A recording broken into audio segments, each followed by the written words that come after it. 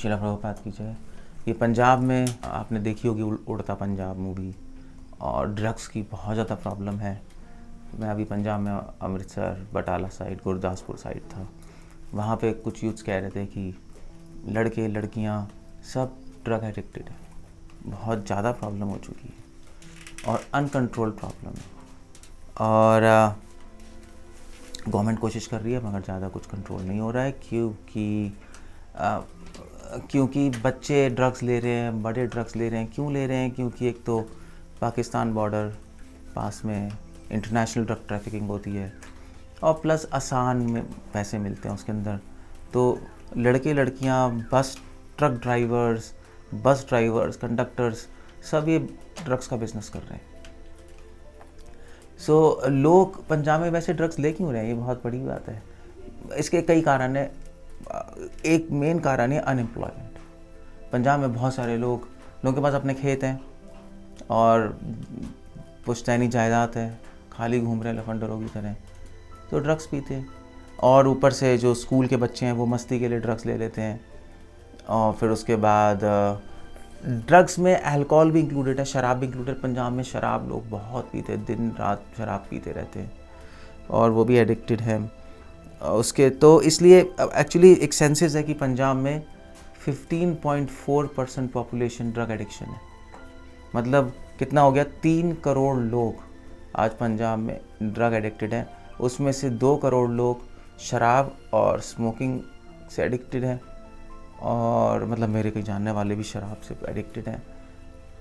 बाहर के लोग दिन रात शराब पीते हैं, पंजाब में देखा जाता है ये। और 1 करोड़ लोग अफीम, गांजा ये सब पी रहे हैं और उससे एडिक्टेड हैं।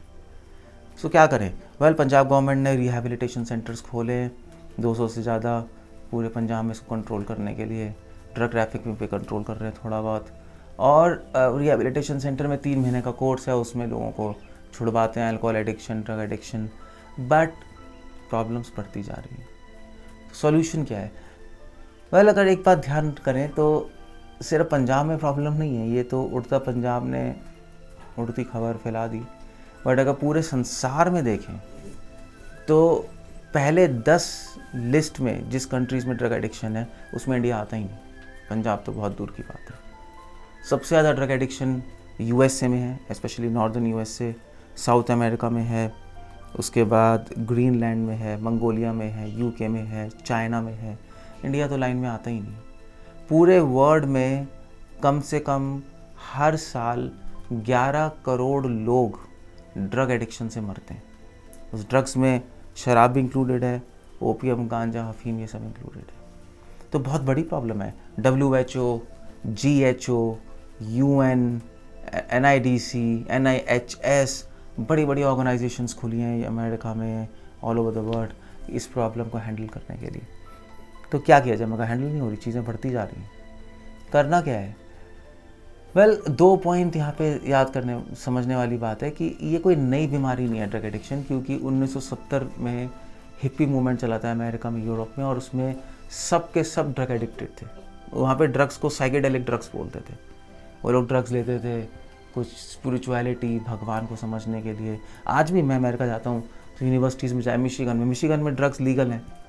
और वहाँ पे मैं गया था तो कुछ सारे स्टूडेंट्स ड्रग पीते हैं। और मैंने पूछा क्यों पी रहे हो? कहते हैं एक अलग रेल में, डायमेंशन में जाते हैं, तो वहाँ पे न्यू एज स्पिरिचुअलिज्म शुरू हुआ है।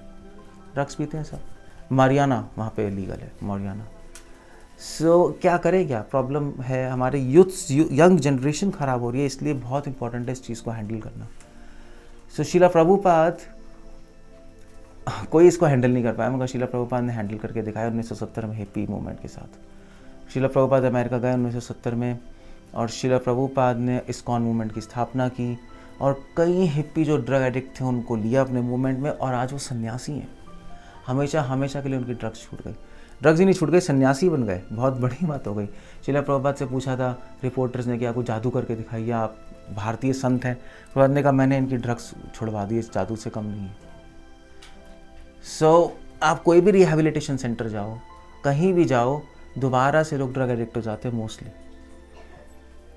छोड़ नहीं पाते क्योंकि एडिक्शन है ये। मगर शिला प्रभुपाद ने 2 चीज़ों से ड्रग एडिक्शन हटा दी, एक डिवोशन, एक एजुकेशन। सो अगर डिवोशन से, एजुकेशन से, अगर हम लोग भगवान गीता में कह रहे हैं रसवर्जम रसोपियस्य परम दृष्टवान वर्तते, एडिक्शन है हमें, एडिक्शन मतलब लत पड़ी हुई है।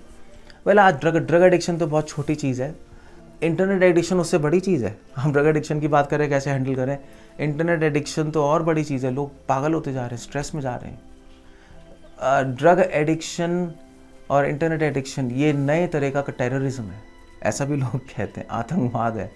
लोग इंटरनेट एडिक्शन लोगों को करा के उनका दिमाग ख़राब करके बच्चों का उनको यूज़ कर रहे हैं अलग अलग चीज़ों में। किसी को कुछ समझ नहीं आ रहा क्या हो रहा है, लोगों की लाइफ बर्बाद हो रही है। सो आज ड्रग एडिक्शन है, आप हटा दोगे, कल इंटरनेट एडिक्शन आ जाएगी, उसको हटा दोगे, परसों कोई और एडिक्शन आ जाएगी, कुछ ना कुछ तो चलता ही रहेगा। तो परमानेंट सॉल्यूशन भगवान गीता में कह रहे हैं रस परजम रसोपियस्य परम दृष्टवान वर्तते। हायर टेस्ट लेने से लोअर टेस्ट छूट जाता है। एडिक्शन अगर आप अच्छी आदतें बना लो, अच्छी लत डाल लो तो बुरी लत छूट जाती है। ये रूल है सत्संगतपम नहीं संगतपम। तो अच्छी लत डालनी होती है, आप हटा नहीं सकते बुरी लत, कोई और लत पड़ जाएगी, कोई और लत पड़ जाएगी। लोगों को पोर्नोग्राफी की लत है, वो बड़ी प्रॉब्लम है आजकल। सो अच्छी लत होनी चाहिए। अच्छी लत क्या है? भक्ति, स्पिरिचुअलिटी, भगवान के बारे में लत हो, भगवान को जानना है तो उसको कहते हैं डिवोशन। और एजुकेशन, हम लोगों को एजुकेट करें कि ये चीज़ें ख़राब हैं, इसके क्या साइड इफ़ेक्ट्स हैं। बचपन से उनको एजुकेशन दी जाए बच्चों को कि इसके साइड इफ़ेक्ट्स क्या होते हैं, कैसे ड्रग्स लेने से, अल्कोहल लेने से फैमिली बर्बाद होती है, समाज बर्बाद होता है, कैरियर बर्बाद होता है।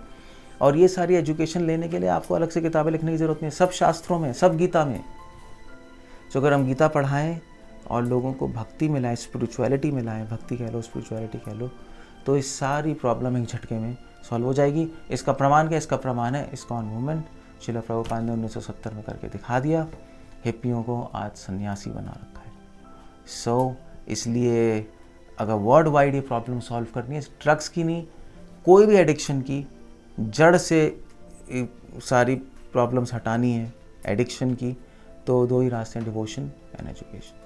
हरे कृष्ण।